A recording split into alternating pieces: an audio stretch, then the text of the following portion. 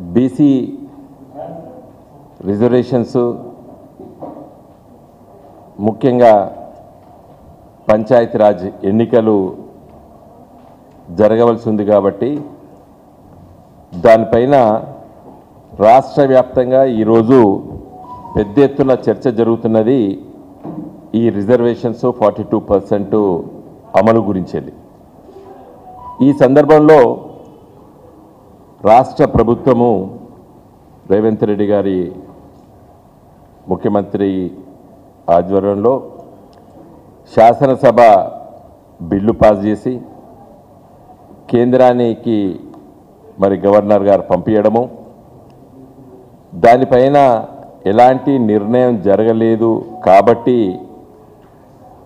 అదే విషయం పైన అదే సమస్య పైన ఒక ఆర్డినెన్స్ తీసుకొస్తామని చెప్పి క్యాబినెట్లో నిర్ణయము, తదనంతరము ఆర్డినెన్స్ తీసుకొచ్చి గవర్నర్ గారికి పంపించి మరి ఇప్పుడు వేచి చూస్తున్నది రాష్ట్ర ప్రభుత్వం ఆర్డినెన్స్ మరి తీసుకురావడానికి.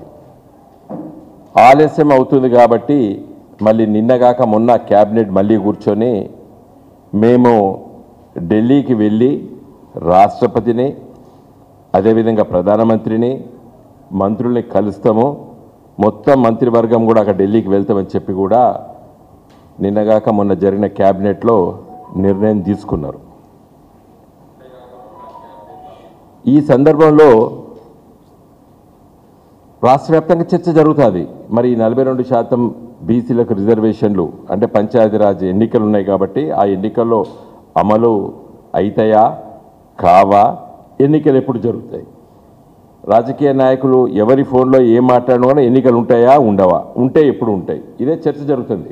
కాబట్టి మా బీఆర్ఎస్ లీగల్ టీం మేము కూర్చొని దీనిపైన ఇటీవల చాలా సందర్భాల్లో వీటిపైన మేము డిస్కషన్ నార్మల్గా చేస్తుంటాం. నేను ఈ మధ్య చైనా దేశాన్ని పర్యటించే సందర్భంలో జూలై 2వ వారంలో మా మిత్రులు నాకు ఫోన్ చేసి మరి ఇట్లా ఆర్డినెన్స్ గవర్నర్ గారు పంపారు, సాయంకాలం వరకు సంతకం పెడతారని చెప్పి అంటున్నారు అని చెప్పి చెప్పడం జరిగింది. మేము డిస్కస్ చేశాం.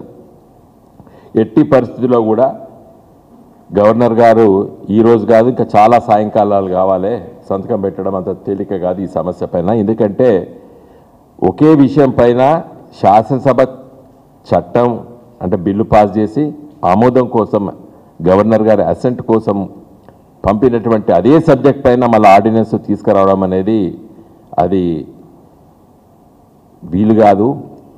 మరి ఈ సమస్య పైన గవర్నర్ గారు రాష్ట్రపతికి పంపించినట్టు కూడా పత్రికల్లో చదివినాము.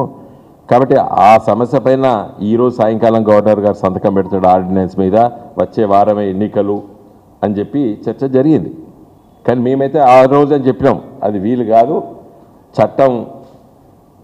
ఎందుకంటే ఆర్డినెన్స్ అనేది శాసనసభ కానీ సభలు లెజిస్లేటివ్ అసెంబ్లీ పార్లమెంటు ఢిల్లీలో ఇక్కడ శాసనసభ కానీ కూర్చొని సమయంలో అంటే ఆ హౌస్ మరి ఫంక్షనింగ్ లేని టైంలో అంటే హౌస్ నడవని సమయంలో కూడా అర్జెంట్ ఉంటే ఆర్డినెన్స్ తీస్తారు, అది అందరికీ తెలుసు.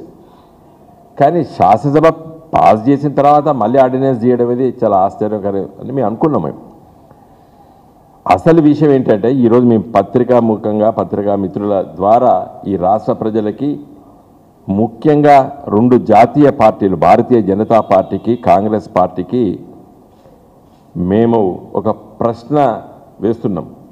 ఎవరిని మోసం చేయదలుచుకున్నారు మీరు?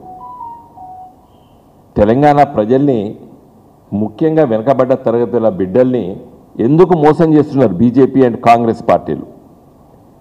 మీరు నేషనల్ పొలిటికల్ పార్టీస్, ఈ దేశాన్ని పరిపాలించింది మీ ఇద్దరే. కాంగ్రెస్ బీజేపీ ఈ దేశాన్ని పరిపాలించింది గత 70 సంవత్సరాలు, ప్రత్యేకంగా కానీ లేకపోతే సపోర్ట్ చేసి కానీ. ఇది చిత్తశుద్ధి ఉంటే మీరు చేయవలసిన పని ఏంది? సుప్రీంకోర్టు ఇదివరకే ఇందిరా సహాని కేసులో స్పష్టంగా జడ్జిమెంట్ ఇచ్చింది. 50% రిజర్వేషన్లు కంటే ఎక్కువ ఉండకూడదనే ఒక జడ్జిమెంట్ వచ్చింది ఈ దేశంలో. అత్యున్నత న్యాయస్థానం సుప్రీంకోర్టు జడ్జిమెంట్ ఇచ్చింది. దాన్ని ఏ విధంగా మీరు ఓవర్కమ్ కాగలుగుతారు? అన్లెస్ శాసనసభలు కానీ లేకపోతే పార్లమెంటు కానీ ఏ చట్టాలని నిజంగా ప్రజలకు సేవ చేసే చట్టాలు వాటిని కోర్టుల బారి నుండి రక్షించాలంటే 9th షెడ్యూల్లో పెట్టాలి. 9th షెడ్యూల్ అనేది ఏంటి? రాజ్యాంగంలో 9th షెడ్యూల్ ఎప్పుడు అది రాజ్యాంగం రచించినప్పుడు దాన్ని పొందపరచలేదు. 1950 జనవరి 26వ తారీఖు నాడు. ఒక సంవత్సరం కాలం తర్వాత మన దేశ మొదటి ప్రధాని పండిత్ జవహర్లాల్ నెహ్రూ గారు 1951లో రాజ్యాంగ సవరణ చేసి 9th షెడ్యూల్ని రాజ్యాంగంలో పొందుపరిచారు. ఏ ఉద్దేశంతో 9th షెడ్యూల్ పొందుపరిచారు? ప్రజాసేవ కోసం, ప్రజా సంక్షేమం కోసం చట్టాలు వచ్చినప్పుడు ప్రభుత్వాలు, రాష్ట్ర ప్రభుత్వాలు కానీ పార్లమెంట్ కానీ తీసుకొచ్చినప్పుడు కోర్టులోకి వెళ్ళి వాటిని ఛాలెంజ్ చేసి వాటిని నిర్వీర్యం చేయడానికి ప్రయత్నాలు జరుగుతాయి. ప్రజాస్వామ్య వ్యవస్థలో కోర్టుల ఇంటర్ఫియరెన్స్ లేకుండా ఉండడానికి కొన్ని ప్రత్యేకమైన చట్టాల్ని 9th షెడ్యూల్లో పొందపరచని చెప్పి 1951లో అప్పుడు ల్యాండ్ రిఫార్మ్స్ తీసుకొచ్చినప్పుడు దాన్ని రక్షించడానికి ఆ చట్టం తీసుకురావడం జరిగింది, 9th షెడ్యూల్. మరి ఇందిరా సహాని కేసు 50% కంటే రిజర్వేషన్లు ఎక్కువ ఉండకూడదని చెప్పి సుప్రీంకోర్టు అత్యున్నత న్యాయస్థానం తీర్పిచ్చింది. కాబట్టి ఆ తీర్పు నుండి రక్షించబడి ఆ తీర్పు దీనికి వర్తించదు అనే విధంగా చిత్తశుద్ధితోని మీరు ఈ బీసీలకు రిజర్వేషన్లు తీసుకురావాలంటే 9th షెడ్యూల్లో దాన్ని పెట్టాలి. మా పార్టీ బీసీ సెల్ నాయకత్వం పదే చెప్తుంది. ఇందిరా పార్క్ దగ్గర ధర్నా అయినప్పుడు చెప్పింది. నిన్న కూడా సభ ఏర్పాటు చేసి ఆ సమావేశంలో చర్చించి పత్రికా విలేకరుల ద్వారా కూడా చెప్పడం జరిగింది. నేను మిగతా విషయాలకు ఓడడం లేదు. బీజేపీ పార్టీ పార్లమెంట్లో, లోక్సభలో లీడర్ ఆఫ్ ది హౌస్ ప్రధానమంత్రి మోడీ గారు, ఎదురుగా కూర్చునేది ప్రతిపక్ష నాయకుడు రాహుల్ గాంధీ గారు. కాంగ్రెస్ పార్టీకి దాదాపు ఇప్పుడు 90 సీట్ల కంటే ఎక్కువ వచ్చినాయి. పెద్ద ప్రతిపక్షం లోక్సభలో. దాని నాయకుడు రాహుల్ గాంధీ గారు ఇటు కూర్చుంటాడు, ప్రధానమంత్రి గారు ఇటు కూర్చుంటాడు.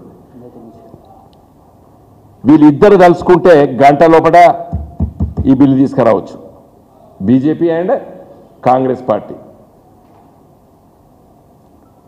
మోడీ గారికి చిత్తశుద్ధి లేదు. బీసీలకు నిజంగా 42% తెలంగాణ రాష్ట్రంలో రిజర్వేషన్లు ఇవ్వాలని చిత్తశుద్ధి లేదు బీజేపీ పార్టీకి. కాంగ్రెస్ పార్టీకే అంతకంటే లేదు. ఇలా రాహుల్ గాంధీ గారు ప్రైవేట్ మెంబర్ బిల్లు పెట్టచ్చు కదా లోకసభలో రాహుల్ గాంధీ గారు ప్రైవేట్ మెంబర్ బిల్లు పెట్టండి, చర్చకు వస్తుంది పార్లమెంట్లో. దేశవ్యాప్తంగా బీసీల గురించి అని మాట్లాడతానని చెప్పే రాహుల్ గాంధీ గారు రేవంత్ రెడ్డి గారు అయితే బిల్లు పాస్ చేయించిండు కదా తెలంగాణ శాసనసభలో. కమాన్, ఆ బిల్లును 9th షెడ్యూల్లో పెట్టమని చెప్పి ఒక ప్రైవేట్ మెంబర్ బిల్లు పెట్టండి లోక్సభలో. రాహుల్ గాంధీ గారు, మోడీ గారు సపోర్ట్ చేస్తాడా చేయడా తేలిపోతుంది. నువ్వు అడగవు, ఆయన చెయ్యడు.